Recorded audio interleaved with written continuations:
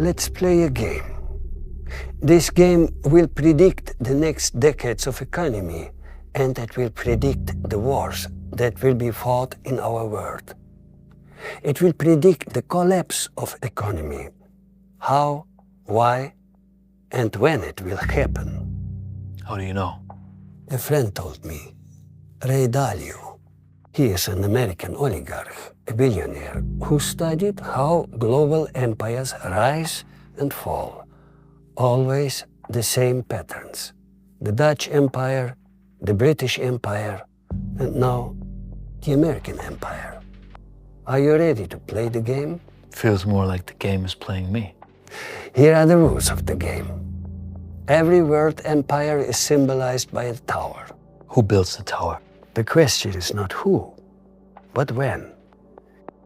Every empire begins after a big conflict, war, revolution. The old tower has crashed. Blocks everywhere. The winners pick them up and build a clean, solid foundation. The bottom layers are always the same.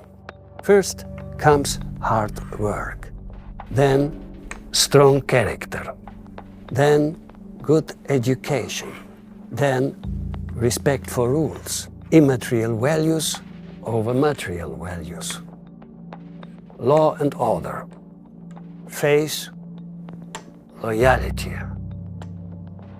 Bottom line, honor. People united, working well together. Honor is the fundament of every successful society. This marks the beginning of the rise. Fast forward a few centuries. So this is the Tower of the West. The Tower of the American Empire, world domination. We are in the year 1950. Prosperity, innovation, new technologies, increased productivity. The tower is growing higher and higher. 1960, the US is #1 in global markets. Growing share of world trade. Great military to protect the trade routes. 1971, powerful financial center. Capital markets attract the world's money. And the key, that is the game changer. The currency is the world's leading reserve currency. Everyone trades in it, saves in it, lends in it. The empire can borrow more than anyone else at lower costs. And it now can create blocks out of thin air. The people can do that? Well, not the people, of course. The banks, Suki. Sorry. What happens next? A new generation takes over. The old founders and their people are long gone. The leaders now are rich kids who never had to work. They run the show. They borrow money instead of working for it. That's when wealth goes down. The opposite. People get more rich than ever, especially the top. Their wealth grows faster than the wages of the workers. Big wealth gap, financial bubble. Regular people notice that the game becomes unwinnable. And here is the crucial mistake. These guys who are in power now get negligent and they become greedy. It's not the founders who worked hard. It's the spoiled kids and grandkids. They want a high tower but don't want to work for it. So they take out stones from the foundation. Character, education, old values. These blocks are sacrificed. Why? They can just borrow more blocks. They hate the foundation and they hate the good values. They want it their way. They love taking the foundational blocks to build the tower higher. Tower becomes wobbly now. To the masses, it does not look wobbly. It looks big and mighty. It's bigger than ever. The highest tower in the world. Everyone admires this tower. That's why the whole world started trading in the type of blocks of this tower. That's what we call world reserve currency. But this only works as long as this tower is the biggest in the world. But rivals on the other side of the world start to build their own tower. China, the Tower of the East. They copy the methods. They are poor and hungry. That makes them driven. At the same time, the Tower of the West takes out more and more stones from the foundation to keep building the tower higher. The turning point comes soon. It will collapse if this goes on. Stupid question. Why don't they just stop building the tower higher? Then it wouldn't collapse. Let me ask you, who owns the blocks? The people? I don't know. The government? Administration? No, that is the problem. It is the banks who own all the blocks. That's why the towers have to get higher and higher. Why? The banks give you one building block today, so they can collect from you 2 building blocks a year later. Ah, interest. And if a tower has become large, the people on top believe that nobody will see if more stones from the foundation are pulled out.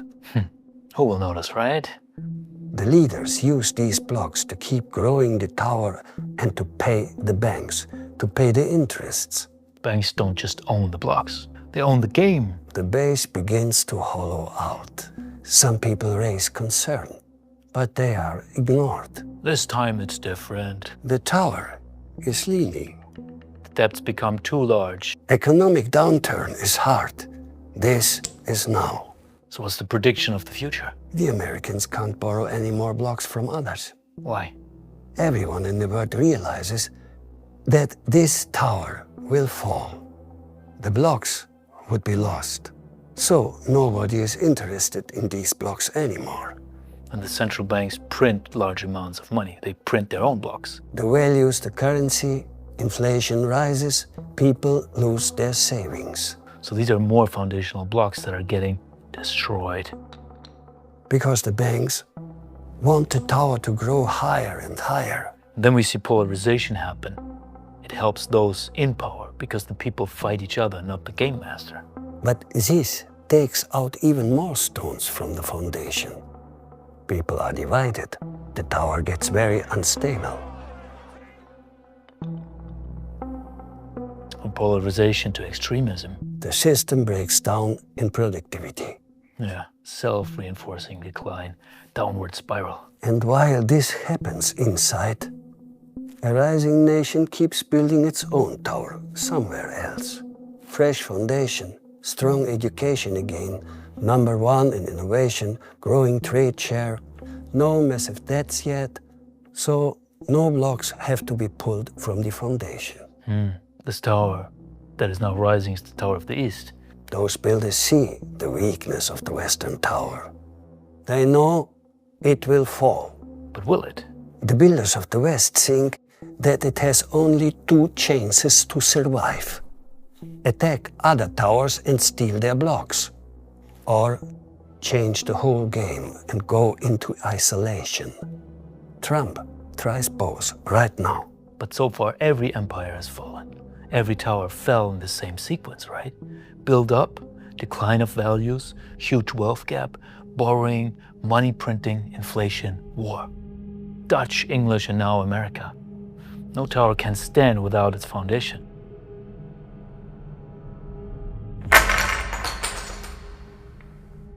I think so too. The old world order ends. The winners gather the scattered blocks.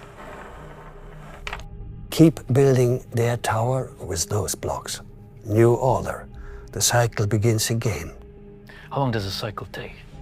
Typically 250 years. For a tower to build and then collapse. Here's a wild thought. The problem is not that 2 nations fight each other with their towers. And the problem is not even the decline of values. The problem is the game itself. You said the blocks are not owned by the countries or the people. They're owned by handful of banks, right? And as long as the blocks are owned by the banks, they want their cut. They want the towers to grow infinitely because with every block, they make money. They don't care if the tower stands in the east or west. They don't care if one tower rises and the other falls, as long as towers are being built. People think the problem is east versus west or left versus right, values versus no values, democracy versus communism. But the problem is deeper. As long as the countries don't own their blocks, the towers are always designed to collapse. Good people like American President Andrew Jackson understood this, and he fought for this all his life. So, should we stop building? As long as we build with blocks that are not ours, the tower will always fall. It has always been this way. This is the true Tower of Babylon. But if we change the game and start building with our own blocks, then the tower will not be hollowed out. Then they will stand not for 250 years, but for millennia. Once people understand that they have to own their blocks, own their money, they will be free. Honor will come.